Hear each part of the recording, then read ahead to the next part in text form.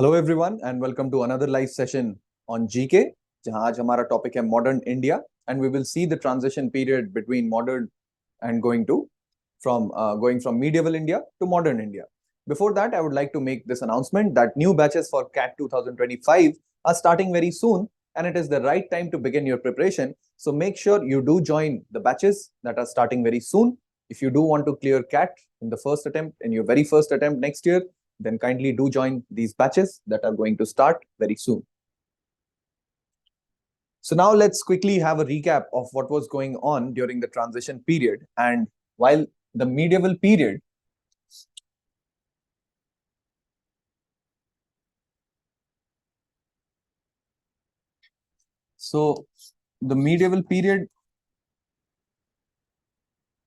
begins with the rule of Harshvardhan.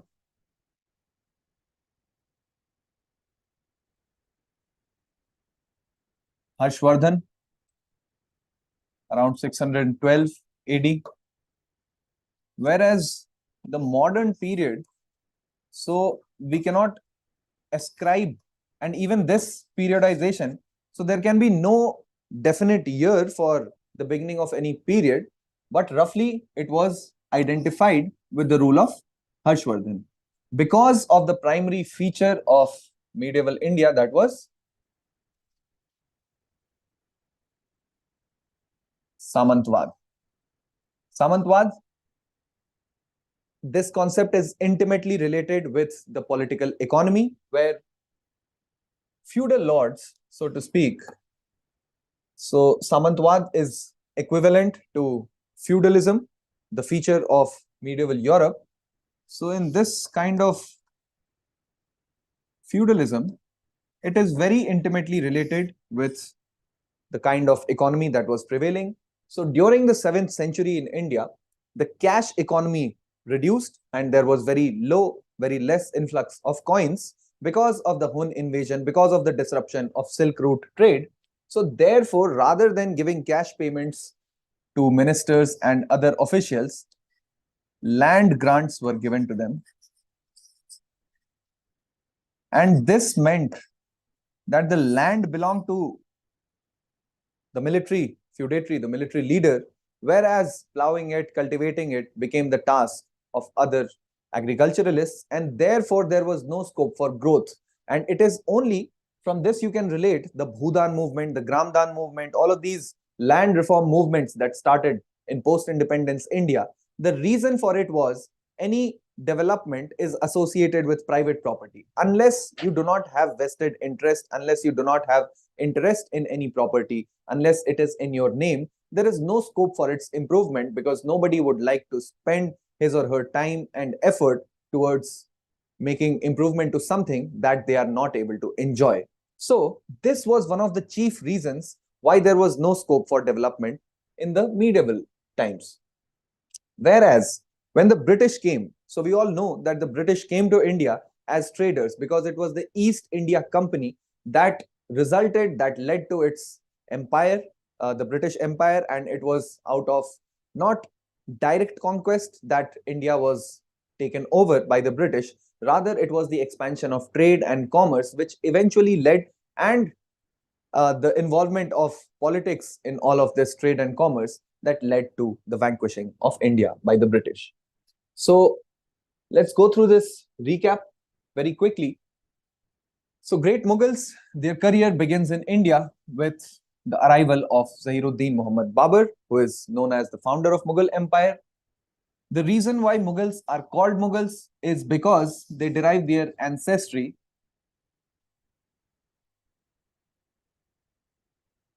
from Mongols. So Babur, when he came to India, he was troubled by other Uzbek chiefs in his hometown and his homeland, and his own great-great-grandfather, the great-grandfather of Babur, known as Taimur, had already invaded India in the year 1398, and due to the prevailing political vacuum, there was mass insurrection, there was a lot of tumult, and there were no leaders who were able to take care of the territory that is the gateway of India. through the Punjab plains. So there was a political vacuum because of which Taimur was able to invade and plunder many cities of India. But Taimur came with the plan of only invading India. He never meant to rule India. Whereas Babur, because he was expelled from his own home turf, he did come to India with a plan to rule it, to make an empire out of it and make it his own bastion. So, Babur, first of all, he captured Kabul in 1504 because that is the gateway. And as you all must know, and if you do not know, then you should know it now, that the Khyber Pass and the Bolan Pass that are situated in Afghanistan near to Kabul.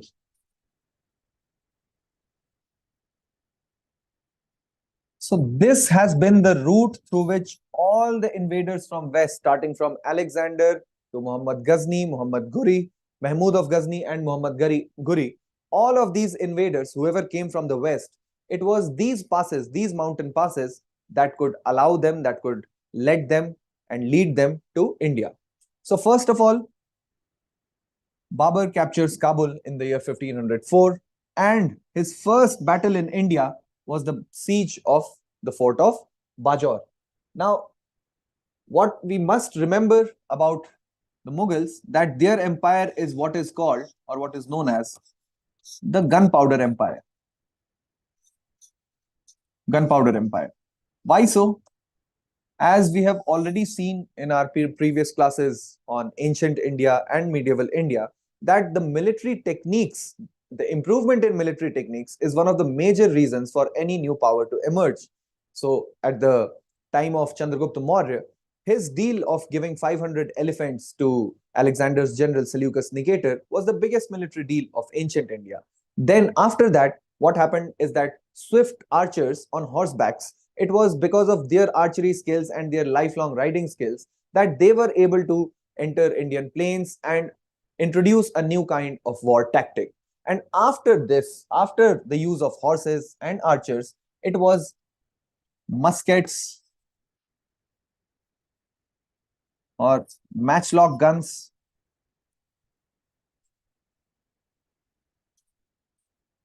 that Babur had perfected. Although gunpowder in India was introduced by the Mongols, you should remember, because this is a very commonly asked question, that who introduced gunpowder in India? So it would be the Mongols who introduced gunpowder because cannons and all had begun being used during the time of Alauddin Khilji as well. But it was this improvement, it was the use of a volley of fires which actually bemused all the opposing parties as well as took care of their defeat. So when the Battle of Bajor happened, it is said in history books that the soldiers who were protecting the Battle of Bajor, they were bemused, they were kind of surprised at such magical weapons which made a sound, made a lightning thunder, and also fired bullets. And before they could recover from this kind of mesmerized state, they were already brought down by the volley of bullets. After that, the very, very historical, very famous First Battle of Panipat takes place between Zahiruddin Muhammad Babur and his adversary, Ibrahim Lodi. So this point is very, very important from exam point of view. You must remember and never forget. Ibrahim Lodi, in the year 1526, the First Battle of Panipat takes place. An even more momentous battle was the Battle of Khanwa, fought against Rana Sanga. And he was the leader of many many other Rajput warring parties. He had accumulated a large force at his command, and that is how the Battle of Khanwa was fought. Then another important point from the point of view of questions being asked is his memoir or his autobiography, which is known as Babarnama. And what you need to know is that it was not written in Persian or Urdu language, rather the Chagatai language that is spoken in Uzbekistan. It is also called colloquially, or in other places, it is referred to as the Turki language, not the Turkish language, but the Turki language. Now, some qualities of Babur that gave him a sharp mind was, and it was reflected in his memoirs, was his love for different subjects like theology, poetry, biology, geography, history, and eventually we see that the Mughals also contributed by commissioning paintings to the study, to the modern kind of study of taxonomy and biology, anatomy. So to say, anatomy of plants and animals was also begun because they had great painters at their court, at their behest, and so their replicas, their paintings were made quite often, the paintings of birds and plants. So the place where he hailed from was or is the town Samarkand in the Fargana Valley, situated in Uzbekistan. And I have already spoken about the fact that he was a descendant of Taimur, who had already invaded India once. And this was the reason why Babur considered India to be his patrimony. Now, his children were Humayun, Kamran Mirza, Hindal Mirza, and Gulbadan Begum. And it will be Gulbadan Begum, Humayun's sister and Akbar's aunt, who was commissioned by Akbar to write his father's biography, known as the Humayunama. Again, this will be written in the Chagatai language, not the Urdu or the Persian language. Then his death occurred in 1530 in Agra, but it was his wish to be buried in Kabul, so his remains were exhumed and he was reburied in Kabul. So if it is asked that the mausoleum of Babur exists in Panipat or Delhi or Kabul, then you must select the right answer, which will be Kabul. Then his son, Humayun. So Humayun was again, like his father, he was a scholar, a literate person, and Humayun was his regnal name, just like Babur. Babur's full name was Zahiruddin Muhammad Babur, but his regnal name was Babur, the name which a king or a queen takes up when they ascend to the throne. So his real name was Nasir al-Din Muhammad, and his rule extended from the year 1530 to 1540, and then again from 1555 to 1556. Now, the reason for this break, for this interregnum of Humayun, is that his territories were captured by an Afghan upstart whose name you all must be familiar with.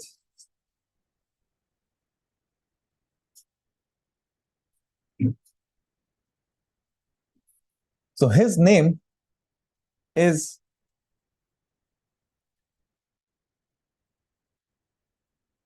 Sher Shah Suri, who hailed from Bihar. Then, after having lost his territories to Sher Shah Suri, he regained it with the Safavid. Safavids, this is the dynasty ruling in Iran at that point of time, or as it was known back then, Persia. So Persian Empire and Persia, even if you see the water body adjacent to Iran is known as Persian Gulf, not Iranian Gulf. That is because of historical name of Iran being Persia. Then the important battles fought by Humayun are Battle of Chausa in 1539 and Battle of Kannauj in 1540 against the same person, Sher Shah Suri. These battles were not really decisive. It was a battle of saving face, and both the parties saved their faces, moved to different directions. But because of a treacherous move by Sher Shah Suri, he was eventually able to conquer the territories already under the control of Humayun. Now, he is also supposed to have met Sikh Guru Angad Dev on his retreat, who blessed him that he would be able to reconquer his territories. This is a short anecdote in history that you must know about.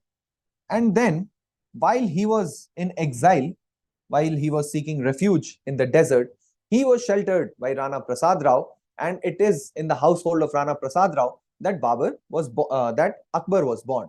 Now, Akbar's mother is Hamida Banu, who is given the title of Mariam Makani, or the one who dwells with Mother Mary. Humayun died in the year 1556 in Delhi, falling from his library at Purana Kila because he was an opium user, and it was his untimely demise that caused Akbar to ascend the throne at a very small age of 13 years. So Akbar the Great. Now, why was Akbar the Great? What is the reason we ascribe to him the epithet of being great? So we must remember the parallel with Samrat Ashok over here.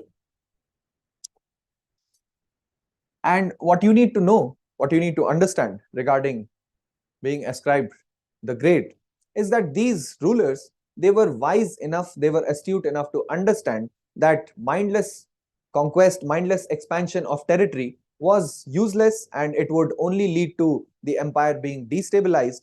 Rather they focused on consolidation, and not just military consolidation but spiritual consolidation. So there are lots of similarities between Akbar and Ashok, one being their focus on consolidation. Consolidation means once you have captured anything, now you try to make your foundations very, very solid. You try to improve upon your position. That is called consolidation. And in this consolidation, it was not just a military consolidation, rather a spiritual consolidation.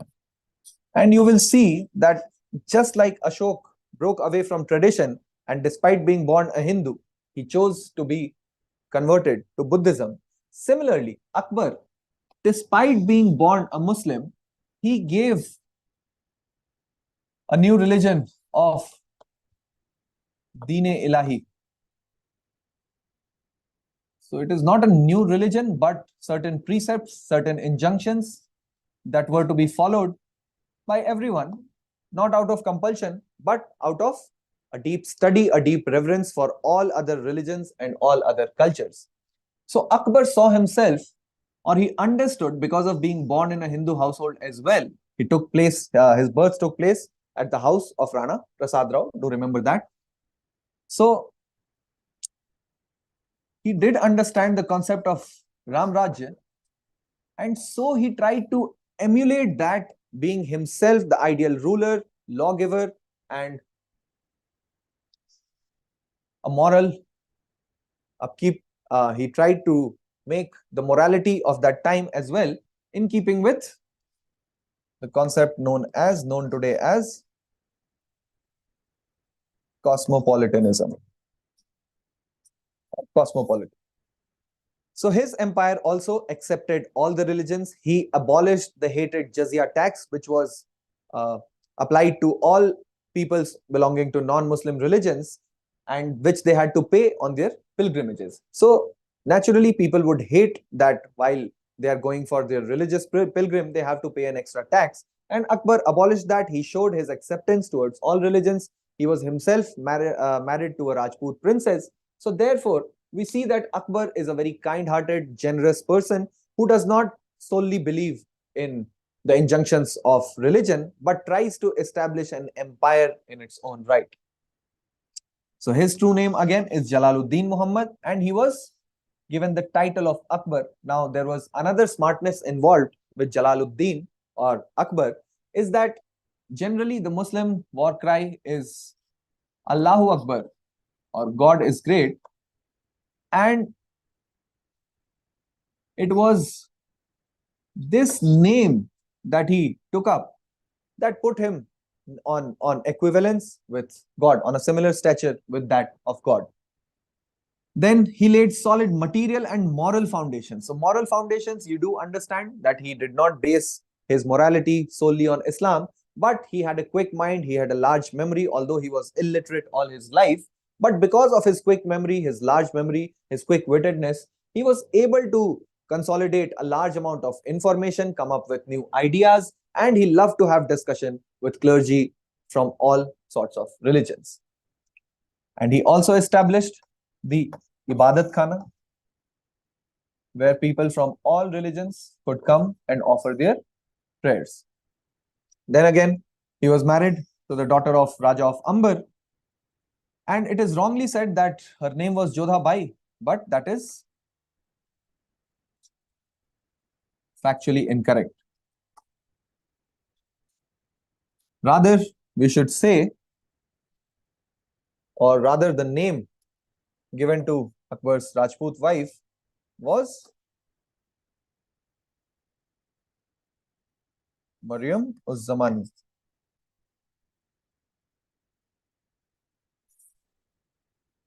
Then we all know about the Buland Darwaza situated in Agra, and this Buland Darwaza was made to commemorate Akbar's victory over Gujarat.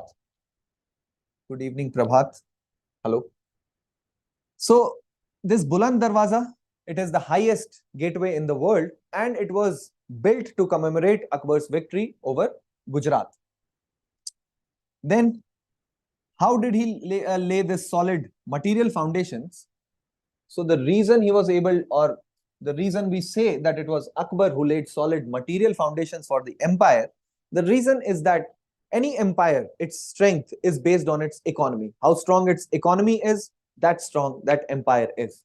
And what Akbar did was cancel all the cash payments, or cancel all, sorry, fiefs. It is known as land grants that we saw was a feature of Samantwad or medieval Indian feudalism. So he cancelled all land grants and started giving his officers, his mansabdars, cash payments. Why he did this was to acquire accurate information. So he asked his revenue officers to collect the data for 10 years, and based on an average of those 10 years, he asked for the revenue, he set the revenue demand, so to speak. So by doing this, Akbar was able to segregate good lands and bad lands and lands in the medium quality, and accordingly he was able to transfer mansabdars, give a better mansab to an officer who was supposed to command more number of soldiers. So this mansabdari system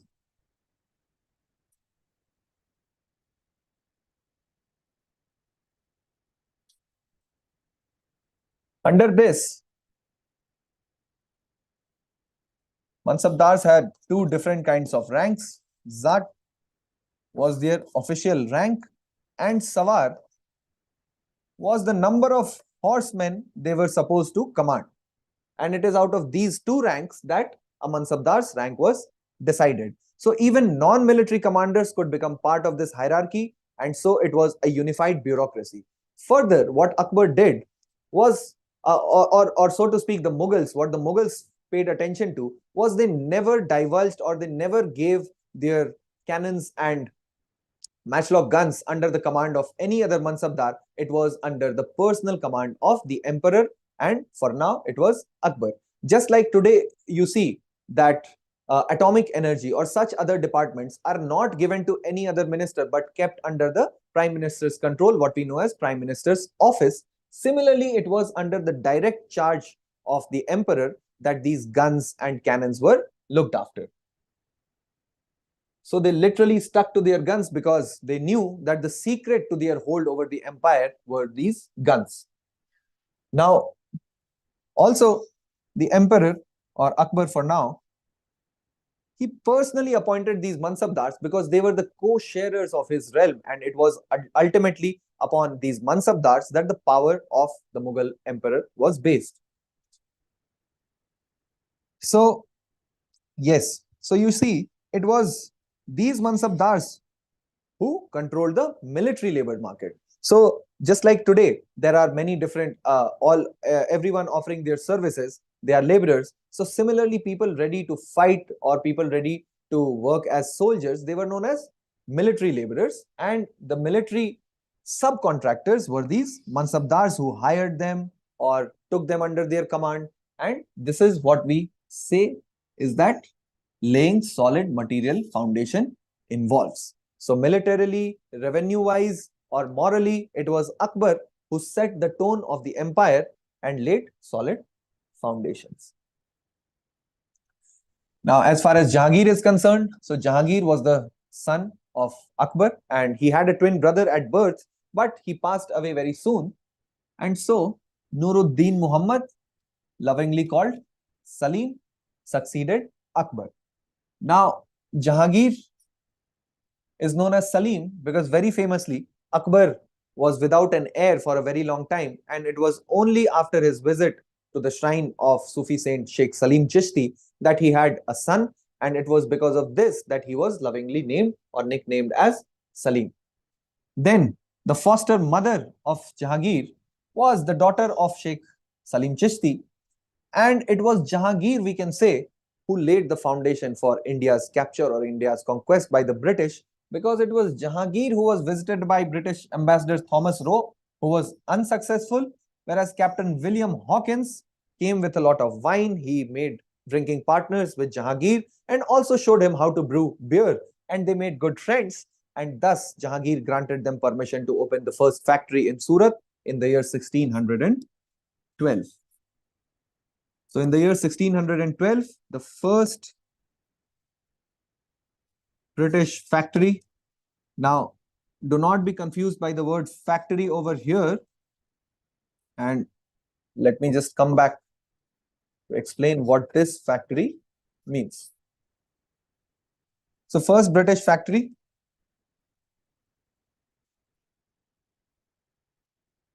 in Surat.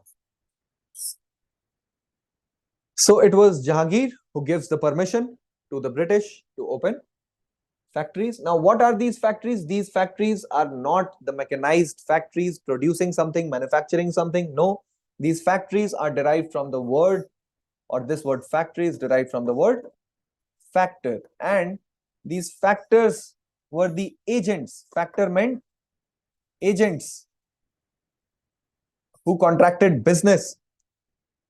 And that is why this has been named factory. So this factory was the place where goods were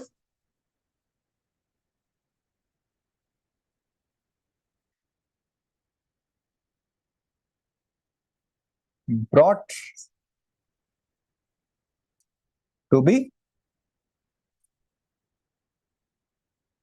shipped abroad. And the word for such a thing or such a setup is known as entrepot.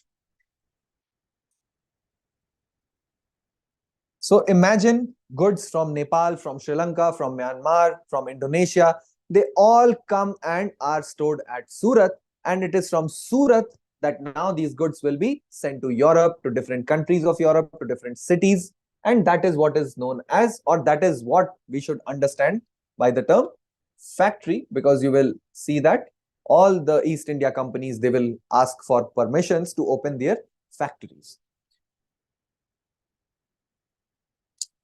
So you can compare them with, in simple terms, you can call them warehouses, but not the mechanized factories that we understand today. Then his memoir is known as Tuzuke Jahangiri, and now it will begin to be written in Persian, because now Persian is like the cultural language, the court language of the Mughals, just like French, speaking French in Britain is a fashionable thing, or having the knowledge of Sanskrit is something that is fashionable, that is considered elite and educated. So similarly, Persian court etiquettes were brought to the Mughal court as well, and it was the official. So Persian was the court etiquette mannerism that people followed comes from Persia. Now we should also know what the memoir of Akbar was. So Akbar's memoirs were known as Akbarnama,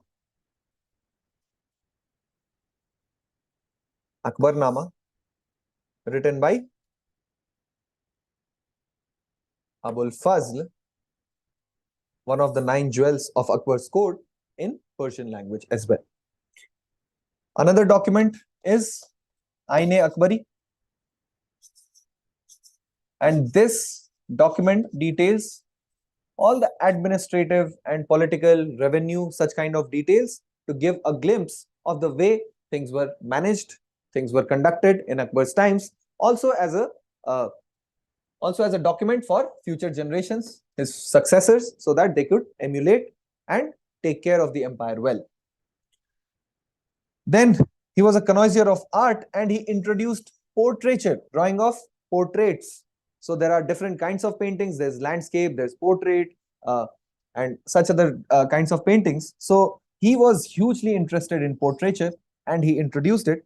Before that, there was a lot of Islamic injunction against not contracting pictures, because picture making is prohibited by Islam, because it is believed that only Allah can grant life to inanimate beings and make them living. But No human being should acquire the same powers as that of God. And pictures, that is why they were said they were not allowed to be made. But Jahangir, being the emperor that he was, he went against such an injunction and started portraiture, also the scientific study of birds, flowers, and animals. The famous painters at his court were Mansur, Murad, Abul Hasan, and Madhav.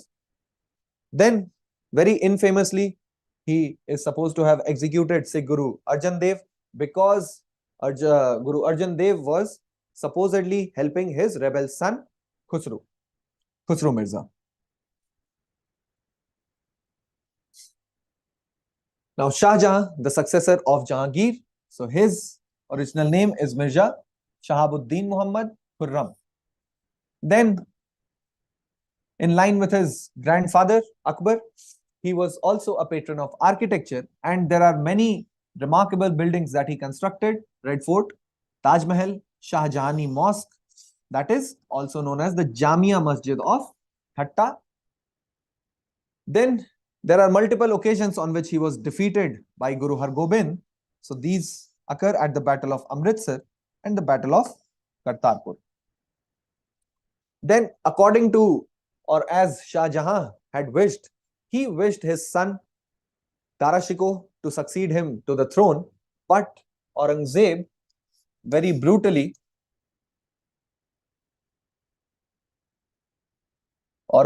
murdered his own brother Dara Shikoh and presented his severed head on a platter to Shah Jahan. And that is how one of the big what ifs of Indian history, what if Dara Shikoh had become the Mughal emperor, then things would have been very different, because Dara Shikoh,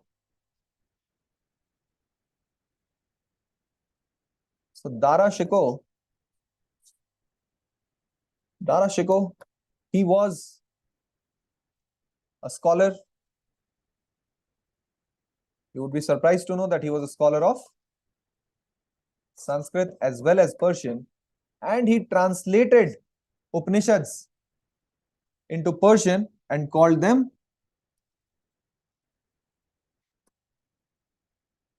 the two books that he wrote are known as Majma al Bahrain and Sirre Akbar.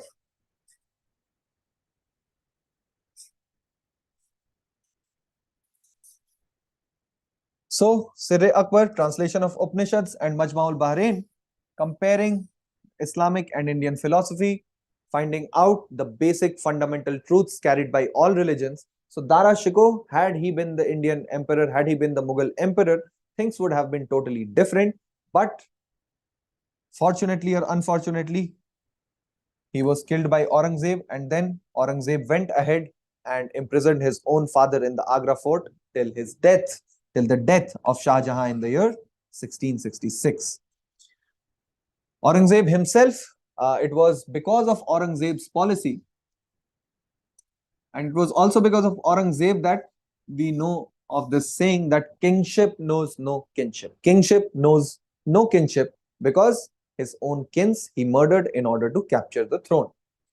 Then it was because of Aurangzeb's policy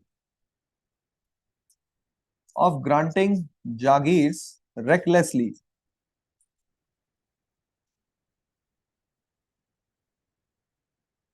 Granting Jagirs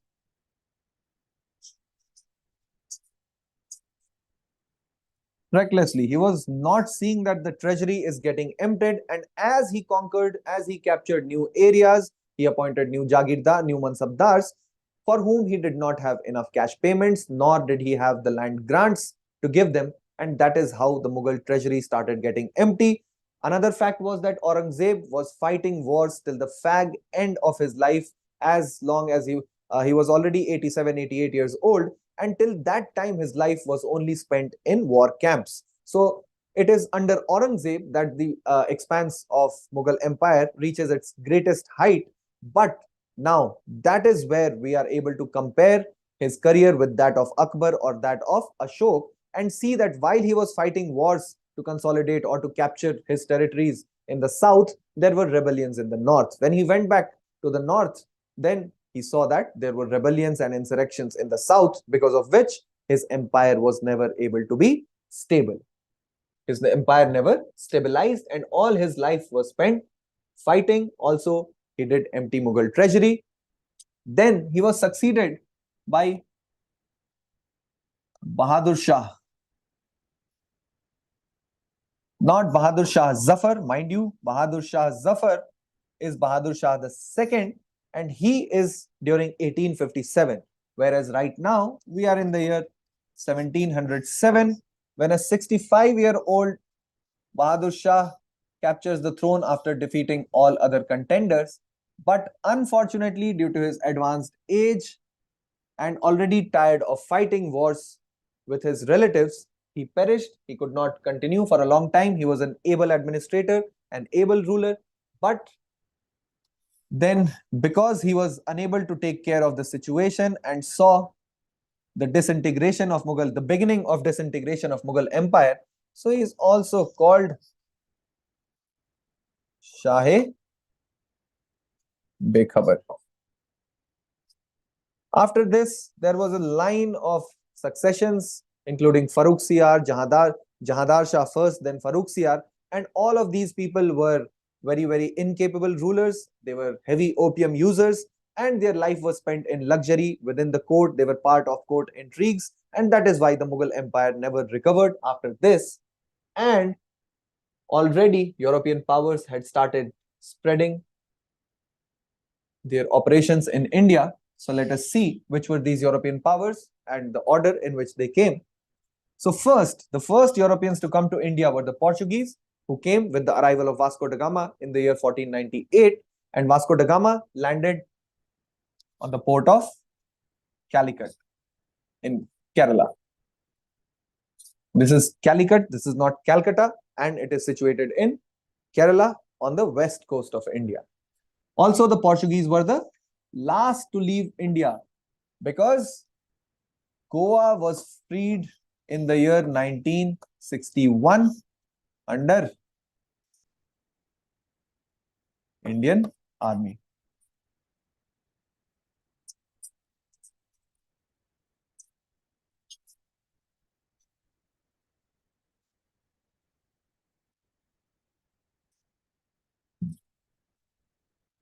So initially, Pandit Jawaharlal Nehru, he had hoped that under international pressure and under the negative, so to speak, negative impact that imperialism had on the world, there was a lot of unfavorable opinion. So Jawaharlal Nehru, our first prime minister, he hoped that Portuguese would relinquish their control over Goa and their other territories.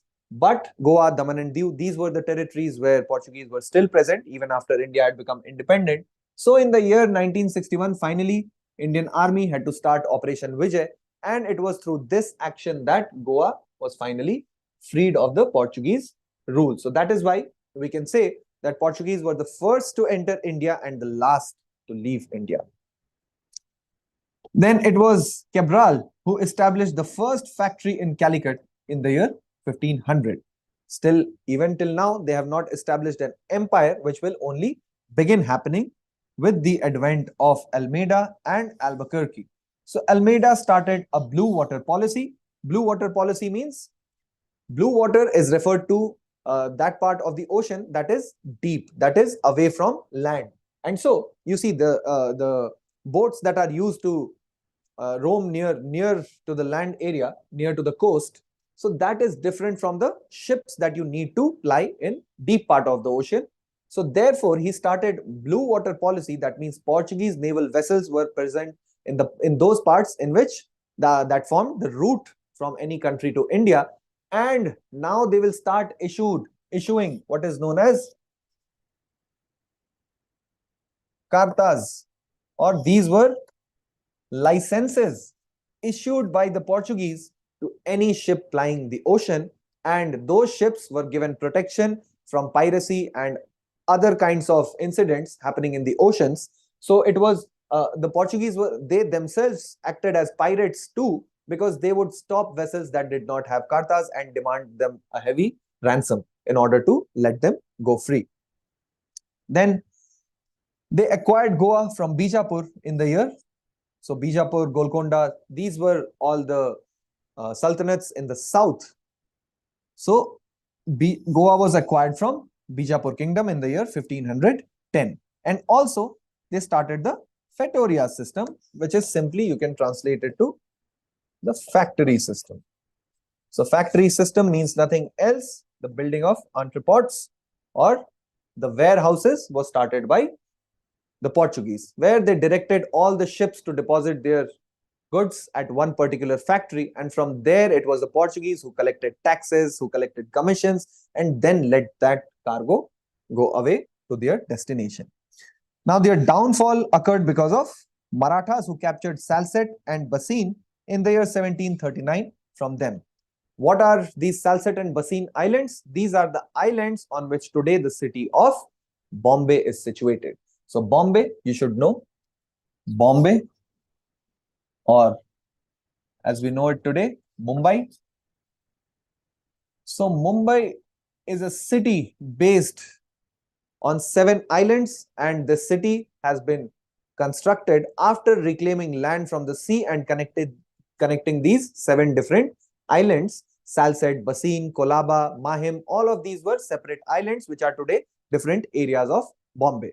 So these were brought together, and then the city of Bombay was brought into existence. So the arrival of British. So Queen Elizabeth issues a charter in the year 1600. And what does this charter do? So this charter gives a group of merchants, the East India Company, exclusive rights to trade in the East. So it was a joint stock company, and its headquarters was in Leadenhall Street. You should know this small fact. So as we cover this issue, you should also know that it was the VOC. This is a Dutch term.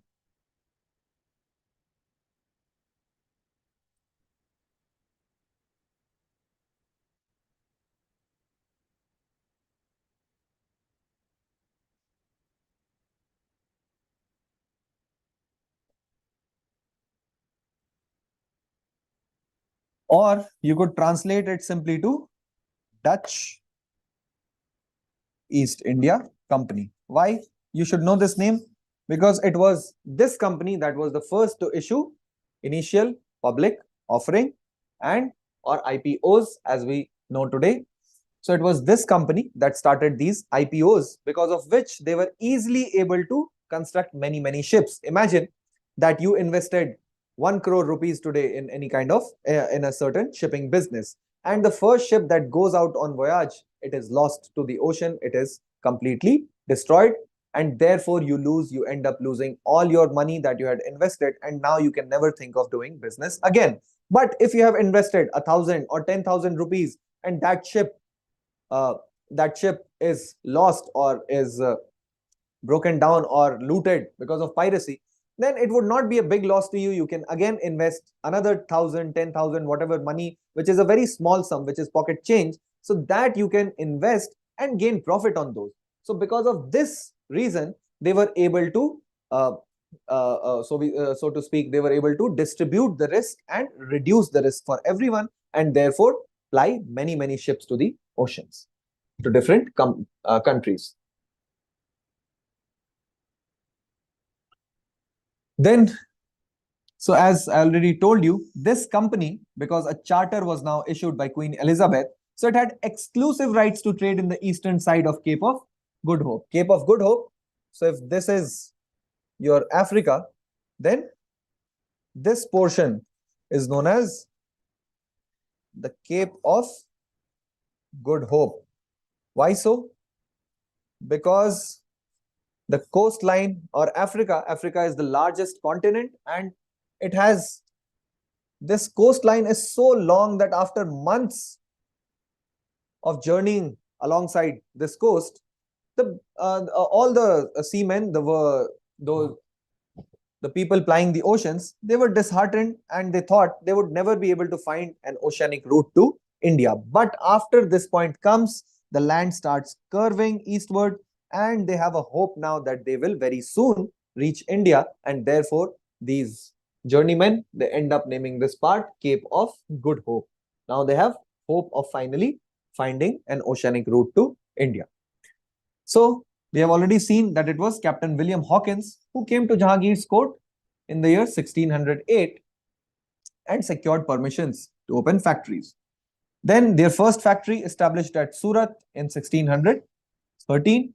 So this year is 1612, 13, you can say. And it was only after the Battle of Swali against Portuguese that they were able to secure this right. Before that, even Jahangir was reluctant to give permission to the British to open factories because there was already dominance by the Portuguese, who threatened the regular Hajj and Mecca visitors from India, and that if some other country was granted permission, they would use their might, they would use their naval superiority to sink ships carrying pilgrimages and all. So therefore, after the British defeated the Portuguese in the Battle of Swali, so Jahangir was confident enough, as well as made friends with Captain William Hawkins and Thomas Roe, and finally granted permission to open factories in Surat. So it was Sir Thomas Roe who was actually successful in securing the farman to open factories, farman, or an official authorization letter from the emperor. Their second factory was started in Masulipattnam, what we know today as Machilipatnam, in the year 1616, and this Masulipattnam is situated on the eastern coast in present day Andhra Pradesh, on the eastern coast of India. So they also got the right to trade freely in the ports of Golconda, and this is what is known as the Golden Farman, because they have a free trading right. In the year 1717, a farman is issued by Farooq Siyar, again for free trade, because Farooq Siyar had a fatal disease. He had a disease which caused him to be in a lot of pain, and the British doctors, they were able to cure him, and he was mighty impressed, because of which he allowed them to trade duty free. So this 1717 Farman by Farooq Siyar is known as the Magna Carta of British trade in India, because it allowed duty free trade in Bengal. Bengal, the richest province of India, about which many travelers have written that it was even richer than Egypt, and it produced lot of variety of goods, especially malmal. So malmal is a very fine cotton cloths, and it is often known as malmal shahi.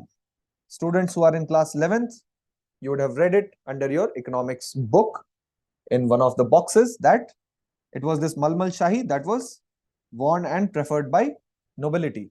Saying shahi, adding shahi to its name, means this cloth is the choice of the royals and can only be afforded by them. So Calcutta, the establishment of the city of Calcutta is based on these three revenue villages, Sutanati, Kalikata, and Govindpur. And generally, this guy, Job Charnock, is ascribed with the establishment of Calcutta. And Calcutta, the forts, wherever British factories existed, they fortified them. So the fort in Calcutta is known as Fort William. Again, they also sought permissions from Aurangzeb, where Aurangzeb asked for 3,000 rupees in order to carry out any kind of trade, for an annual payment of 3,000 rupees only.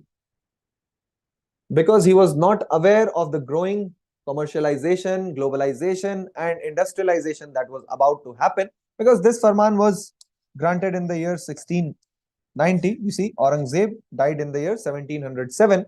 So by this time, he had already granted a farman to them. Then the entry of Dutch and French. Let's see. So Dutch in the year 1602, very near to the establishment of the British East India Company.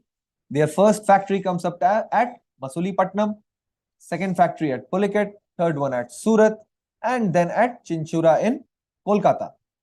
Their career in India ends with the Battle of Bedara against British, and they decide to leave India and go to the Spice Islands. Or does any one of you know the name of these islands presently? What we know them? Okay. So this is nothing else but Indonesia. So, like India was ruled by the British, Indonesia was ruled by the Dutch for over 200 years. Then, the French were the last to enter India and the first to leave. So, what do we mean by the first to leave? Because French presence in India also continued even after independence in the territories of Pondicherry, or in the place that we know presently as Pondicherry. But to leave means they had no further ambitions, they had no further ambitions of empire after they were defeated in the Battle of Wandiwash by the British. As we will see, it was part of the Carnatic Wars. So that is what ended the French career in India. Now, its formation, you see, occurs very, very late in the year 1664 by Louis XIV. So another major difference that we will see, which became the reason for the downfall of the French in India, was that the French East India Company was a government undertaking, so it had political stakes as well. It was dictated, it was guided, this company's operations according to the political decision making rather than commercial decision making, as in the case of British East India Company, which was constituted solely by merchants. So the first French factory too comes up at Surat. So Surat at that point of time, by now you must have realized that all these countries, all the very different East India companies, they are definitely opening their factory at Surat. So Surat was the preeminent entrepot of that time. Mighty huge importance. Their second factory too comes up at Masulipatam. So you see, most of the countries, they will also open a port at a factory at Masulipatam. So in case you see these options, Surat, Masulipatam, where these factories were located, belonging to different East India companies, so you can easily choose these two options. You can always be sure that if a country has entered India, then it is definitely going to enter factories at Surat and Masulipatam. In 1693, they acquired Pondicherry port, and it was Shaista Khan, ruler of the sultanates in the south, that they acquired this permission and started their factory. It was the three Carnatic Wars from 1746 up to 1763 that led to the eradication of French in India, and the final battle they fought against the British, after which their fates were sealed, was the Battle of Wandiwash.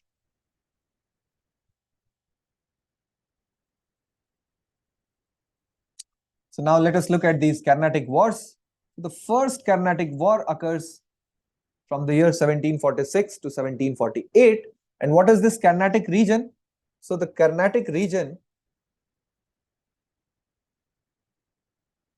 is this part of the east coast that is known as Carnatic. So Carnatic province was always a semi-independent autonomous kind of province of the Mughal Empire. But after the beginning of disintegration of the Mughal Empire, the Carnatic region came under the influence of Hyderabad province.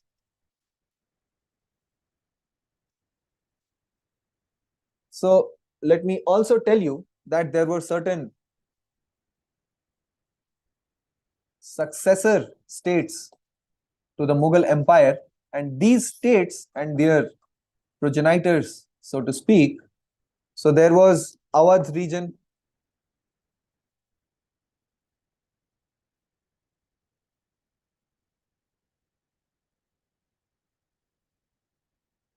Sadat Khan, Burhanul Mulk, and you should know that Safdarjung was one of his son-in-laws.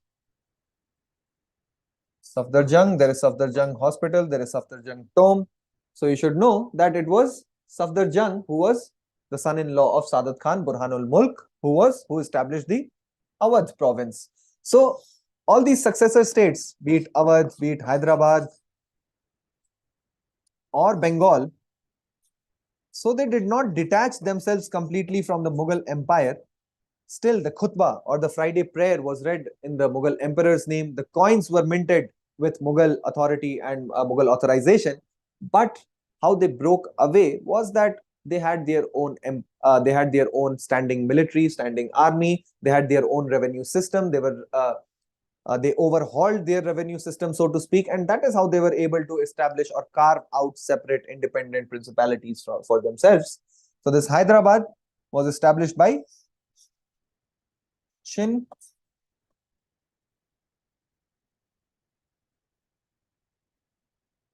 also known as Asaf Jah. So the dynasty in Hyderabad will be known as the Asaf Jahi dynasty. And Bengal, so the one who established the Bengal province was known as Murshid Quli Khan. So he was a governor even during the time of Aurangzeb. And after the death of Aurangzeb, he very quietly overhauled the systems of Bengal and took it under his direct control rather than. So all these people were now became Nawabs. They addressed themselves as Nawabs. So Murshid Quli Khan became one of the Nawabs of Bengal. And that is why you will see that at this point of time, the capital of Bengal is Murshidabad rather than Calcutta. Calcutta becomes the capital once British established their territory, their political control in India. Only after that, Calcutta becomes the capital of India, so to speak. Whereas at the time of Murshid Quli Khan and even up to the time of Sirajud-Dowla, it was Murshidabad that was the capital of Bengal. So coast of Tamil Nadu, you have seen, and these battles were fought between the British and French. Now, what is the reason? What is the cause for this first Carnatic War? So it was a spillover of the War of Austrian Succession going on in Europe. So the right of Catherine, who was the daughter of Charles VI, that was under attack by other European monarchies. So you should know that all the monarchies present at this time in Europe, they were ultimately, they all hailed from one and the same family. They were cousins, like the Tsar of Russia, Tsar Nicholas, lovingly known as Nicky, by his brother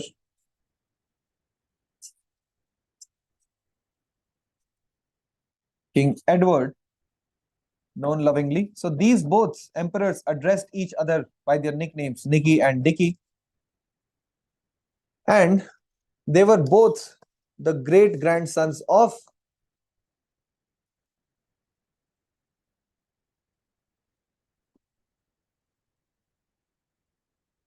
Queen Victoria. So the entire European continent was ruled by different monarchs belonging to ultimately the same family, same extended family. And another reason for these wars was religious. So there were two camps. There was the Protestants, and these Protestants were ranged against the Catholics. So the Austro-Hungarian Emperor Charles VI, after his demise, Catherine was supposed to be or take over the throne, but countries like France, Spain, these were ranged against Austro-Hungarian Empire. They also wanted to recapture Silesia, one of the provinces of Prussia. And so Prussia, which is the predecessor of Germany, before Germany became one whole country, there were many small principalities and major states like Prussia, Bavaria, all of these. So they were in an alliance against the Austro-Hungarian Empire. And because of this war happening in Europe, wherever these countries, France, Britain, they had their colonies, so the war spilled over to these colonies as well. Ultimately, the result was that Dupleix, who was a French governor, he captured Madras.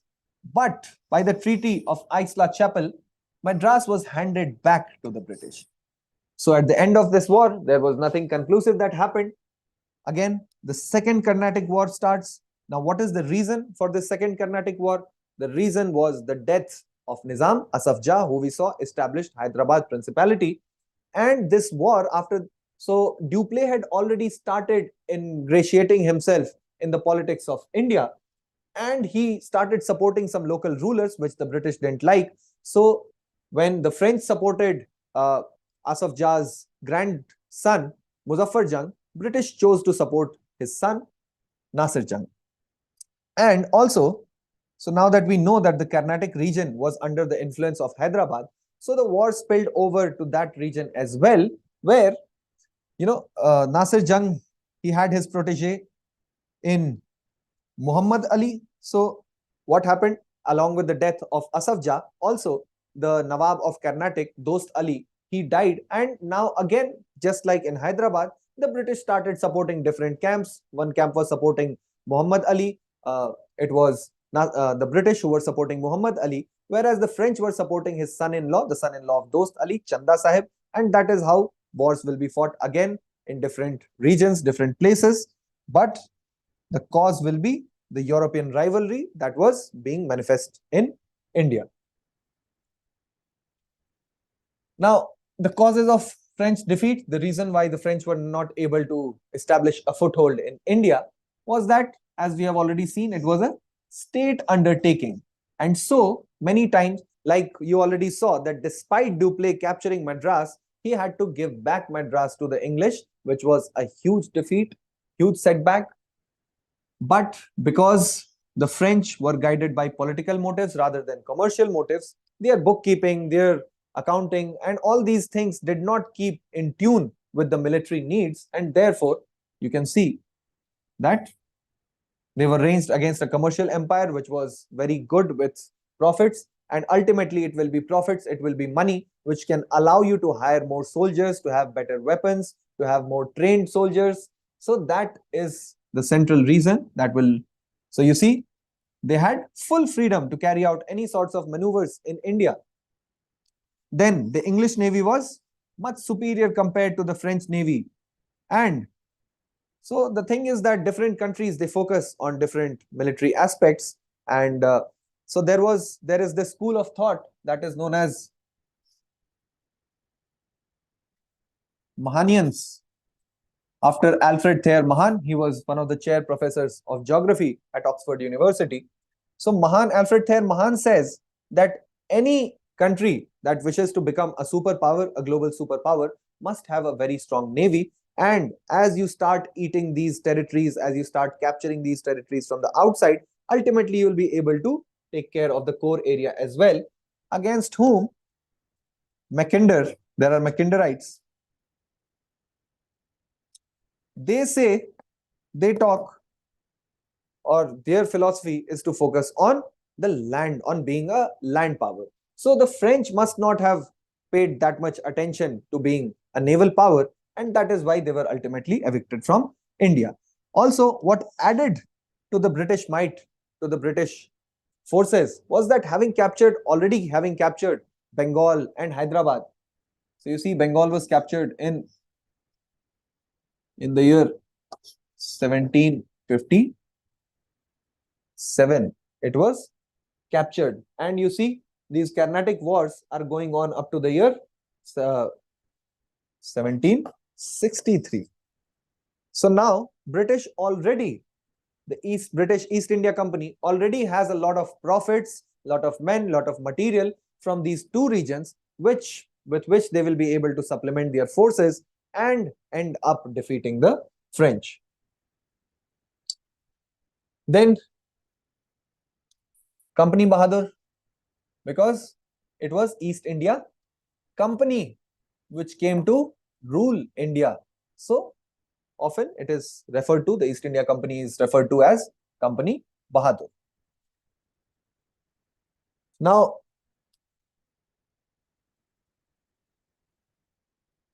so how did the conquest of Bengal occur? So Bengal, as we have already seen, it was a successor state, and Murshid Quli Khan, a very able revenue manager who was able to overhaul all the revenue matters of Bengal and make it profitable again, because of the farmans issued by Farooq Siyar and his predecessors. The British were using these dastaks, these farmans, for their private trade, which was causing a lot of revenue loss, tax loss to the Nawab of Bengal. And so Murshid, his successors, they will go against it, they will revolt against it. We will see it was Sirajuddaulah who revolted against these practices, and ultimately it led to a face-off, it led to a war between them. So the importance of Bengal was that it provided maximum amount of revenue to the Mughal treasury. Maximum, it provided 50% of all the revenues coming to the Mughal treasury. And we have already seen that there were numerous farmans which allowed the East India Company to trade duty free in the province of Bengal. Then what happened was that another capable Nawab at the time, in the year 1756, known as Nawab Alivardi Khan, he died in 1756, and his grandson Sirajuddaulah, he became the new Nawab. Now Siraj was only 20 years old, and he was still not able to consolidate his hold over the throne of Bengal when there were many collusive alliances.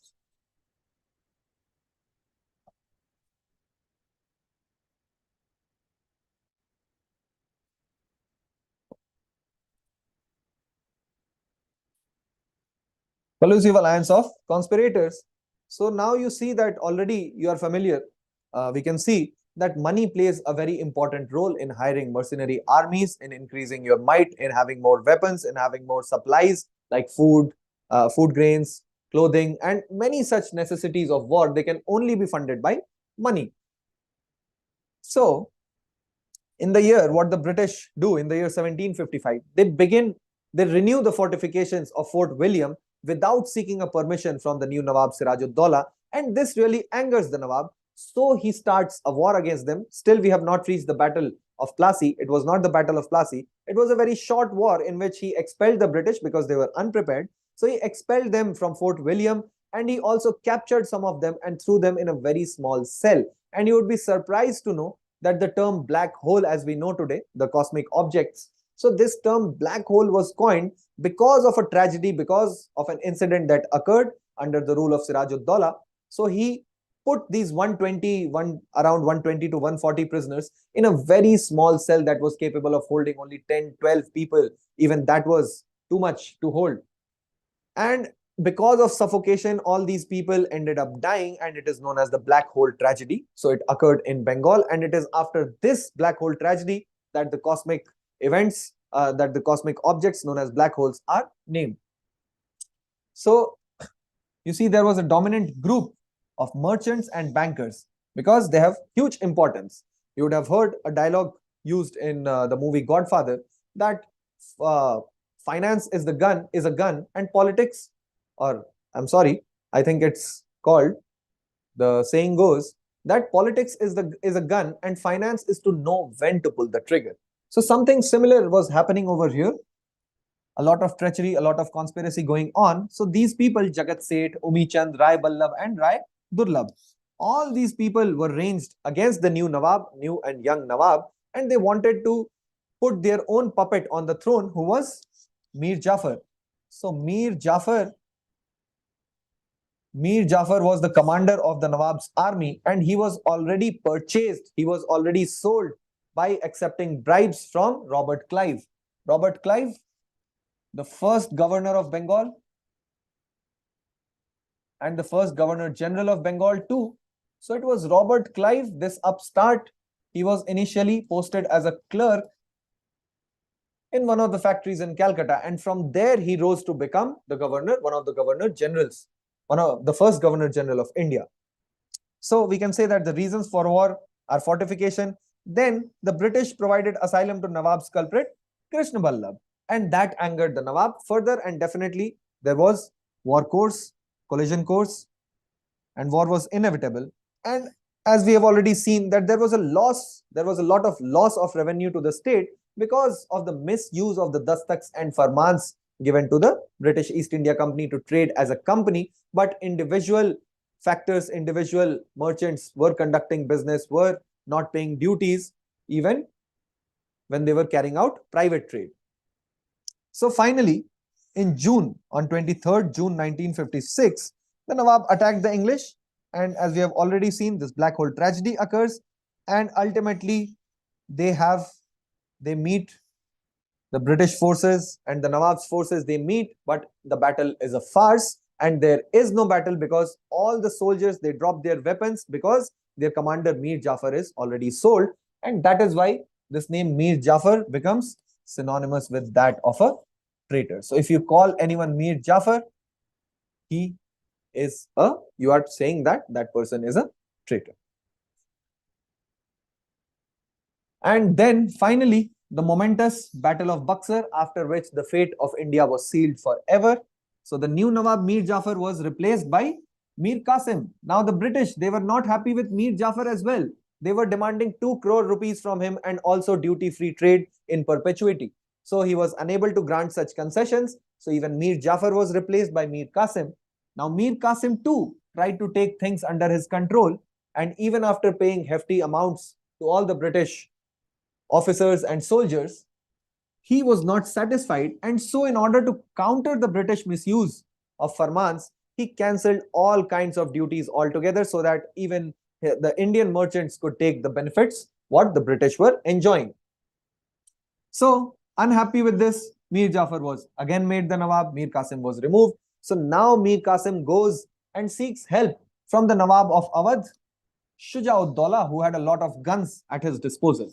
But the British were able to vanquish him as well. His alliance with Mir Qasim along with Mughal Emperor Shah Alam.